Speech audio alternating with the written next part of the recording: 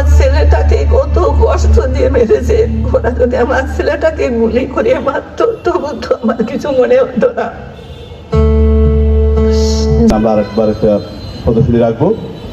আমরা আগে বলেছি এই দেশের মানুষের মত প্রকাশের যে স্বাধীনতা, এই দেশের মানুষের মুক্তির আকাঙ্ক্ষায় যে মানুষের যে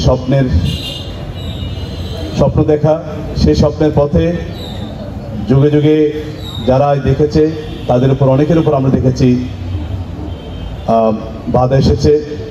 তার এই জ্বলন্ত প্রমাণ আবরার ফাহাদ, যিনি ভারতীয় আধিপত্যবাদের বিরুদ্ধে শুধুমাত্র একটি ফেসবুক স্ট্যাটাসের কারণে তাকে তার জীবনের সবচেয়ে যেই সম্পদ তার জীবনটাকেই তাকে বিলে দিতে হয়েছে, নির্মমভাবে তাকে নির্যাতন করে হত্যা করা হয়েছে। এরকম অসংখ্য ঘটনাই বাংলাদেশে ঘটেছে বিগত সময়ে। আমরা আজকের এই মঞ্চে দাঁড়িয়ে তার তীব্র নিন্দা জানাই। এবং আপনারা জানেন অনেকেই আজকের দিন পর্যন্ত 6 বছর হয়ে গেছে, সকল প্রমাণ এই ডকুমেন্টও তো আপনারা দেখেছেন, কিন্তু আবরার ফাহাদের হত্যার বিচার কিন্তু এখনো হয়নি। শুধু তাই নয়, এরকম অসংখ্য হত্যাকাণ্ড যেগুলো ঘটেছে তার কোনোটারই বিচার হয়নি। আমরা বর্তমান যে সরকার আছে তাদের প্রতি উদাত্ত আহ্বান জানাই, অতি শীঘ্রই এই হত্যাকাণ্ডের বিচার কার্যকর করা হোক।